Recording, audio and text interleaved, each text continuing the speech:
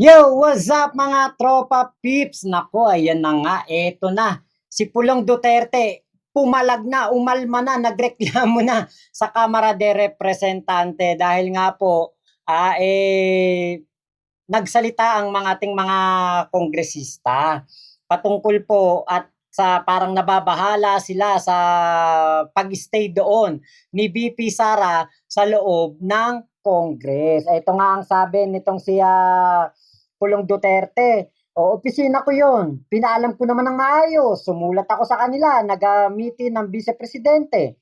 O, pero, di ba, nasa, ano yun, nasa leadership yun ng Congress. Kung papayagan nila na manatili doon si BP Sara, hindi naman yata pwede yung ganun, mag-staycation ka sa loob ng Congress.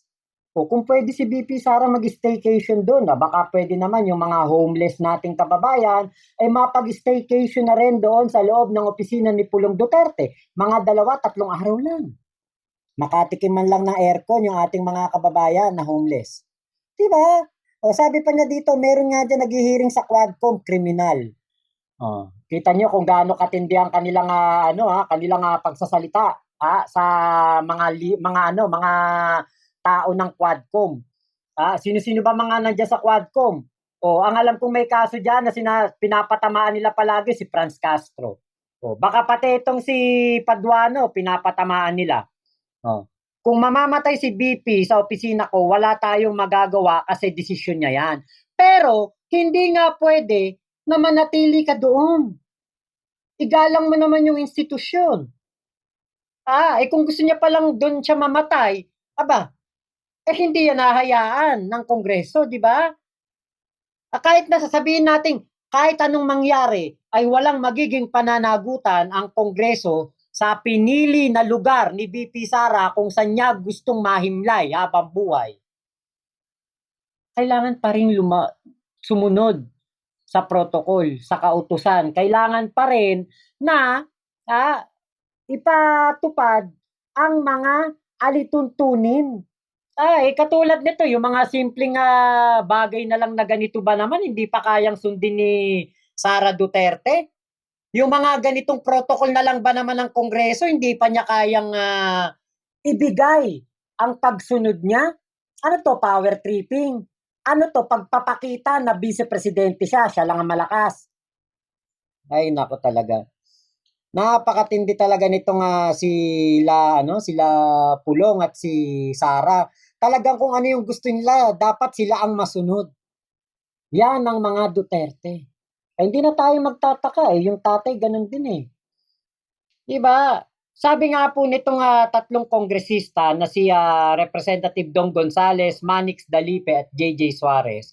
Sabi niya, gusto naming ipaalala sa lahat, lalo na sa mga opisyal ng gobyerno na may mga patakaran at protokol kaming sinusunod sa malaking kapulungan para tiyakin ang seguridad at kaayusan. Hindi ito basta-basta nilalabag kahit sino pa ang tao. Kapag hindi nasunod ang mga ito, para na rin nating sinira ang respeto sa institusyon na nagsisilbi sa taong bayan. Buti sana kung kapatid siya ni Zulaika Lopez, di ba hindi naman? Katulad nito si Garma, nag-request siya, baka pwedeng makasama ang kanyang anak. Sa loob ng kanyang kulungan doon sa Kamara de Representante. Pumayag po ang Quadcom. Kasi anak yun. Pero itong si Sara, kaano-ano ba niya si Zulaika Lopez? Bakit gano'n na lang ang kanyang pagkatakot at kanyang pagkabahala dito kay Zulaika Lopez? Baka mamaya nga naman baka makumbinsi itong si Zulaika Lopez na sabihin na ang kanyang mga nalalaman tungkol dito sa pera ng OBP at ng DepEd na nilustay sa walang kapararakan, walang kabagay-bagay at talaga namang napaka-questionable. Baka naman nga kilala ni Zulaika Lopez. Biglang makilala nga naman ni Zulaika itong si Mary Grace Piatos at si Kokoy Villamin. Diba? Nako, ano bang kinakatakot mo, BP Sara? Baka maging sintunado ang pagkanta ni Zulaika at aminin niya na na talagang ikaw ay lustayera ng pera ng taong bayan?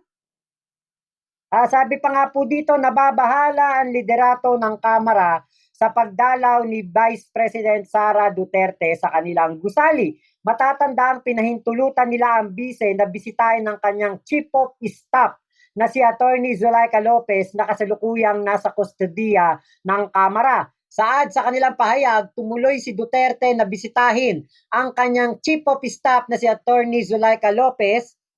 Saad na sa kanilang pahayag, tumuloy si Duterte sa opisina ng kanyang kapatid na si Davao City 1st District Representative Paulo Duterte at nagkulong na lamang umano doon.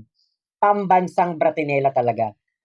Kung ano ang gusto niya, yun ang masusunod. Tapos eto na naman, kapag nakasuhan na naman siya sa ginawa niyang pangbabalahura sa institusyon na kinabibilangan ng kanyang kapatid, biktima na naman siya. Aping-api na naman siya. Kinakawawa na naman siya. Pinopolitika na naman siya. Pinakiusapan ng kanilang sergeant at arms ang pangalawang pangulo na umalis na pero binaliwala niya lamang ito. Imagine niyo po yun.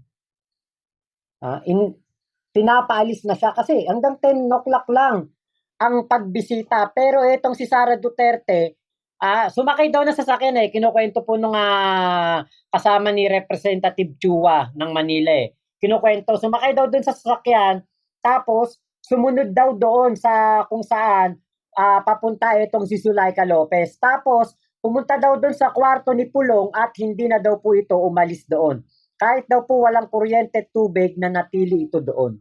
So, ibig sabihin, takot na takot talaga si Sara Duterte na mabuking ang kanyang mga katarantaduhan. Ganyan po siya katakot.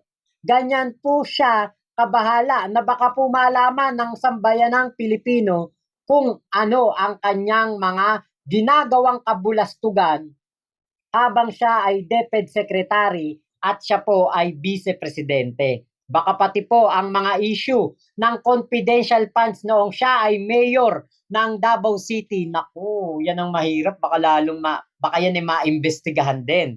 Kaya ba ayaw nilang pakawalan ng Davao City at pinakandidato nila si Digong na maging mayor, tapos si Digong ay bababa at si Pulong pa rin ang magiging mayor ng Davao City. Hanggat nabubuhay sila, ganyan na lang ang gagawin nila hanggat buhay si Digong. Pakakandidatuhin nila ng pakakandidatuhin para maging malakas ang kanilang kandidatura doon sa Davao City para hindi po mabunyag ang kanilang mga kalokohan sa Davao. Heto lang Sigurado ako may nilalabag dito na batas itong si Sara Duterte dahil nag-stay siya doon sa hindi naman niya dapat tirahan. Bili mo mag-stay ka dyan, walang kuryente, tubig. So, ibig sabihin, ganun katakot si Sara Duterte. Na etong si Zulaika Lopez ay umamin or magtapat ng kanyang mga nalalaman tungkol sa paglustay ng pera ng taong bayan ni Sara Duterte.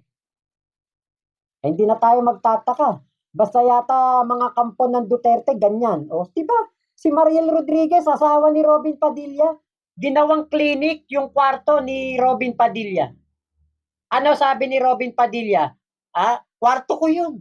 Pwedeng gawin ng asawa ko kung ano man ang gustong gawin ng asawa ko dun. Diba? Taong bayan ang nagbabayad ng kuryente tubig. Tayo nagbabayad, gumagastos ng maintenance ng mga kwarto na yan. Pero tayo, wala daw tayong pakialam. Tayo na naglukluk lamang sa kanila, sa kanilang mga pwesto, tayo yung walang pakialam. So alam nyo na po pagdating ng eleksyon kung ano ang gagawin nyo sa mga kampon na ito ni Sara Duterte, ni Digong at ng lahat ng mga kampon ng kadiliman kasama na kampon ni Kibulok. Ganyan ang mga Duterte, power tripping. Pagmamalabis, overpower ng overuse ng kanilang mga power. Hindi na to mandato ng Vice Presidente yung ganitong babantayan mo ang iyong tauhan. Diba, hindi na itong mandato mo. Pinabayaan mo na ang pagiging Vice Presidente mo, ang trabaho mo, ang tutukan mo, hindi ang tauhan mo. Dito lamang pinakita lamang ni Sara Duterte kung gaano po siya katakot na mabunyag ang kanyang mga kabulastugan at ang kanyang mga katarantaduan na maaaring hawak nitong si Zulaika Lopez. Abangan pa po natin ang mga pangyayari sa susunod dito na mga issue laban sa mga Duterte na ito. Sila naman ang gumagawa ng mga ano na yun ng mga katarantaduan na yun di ba? Tapos kapag nakasuhan, nareklamo, pabiktim na naman si Sara. Sasabihin, pinopolitika, ginigipit, kinakalaban, kinakawawa, aping-api. Ganyan ang ginagawa ngayon ng mga Duterte. So, lamang po, Mama Chup Chup. Love you, God bless us all, Pilipinas. God first. Thank you po.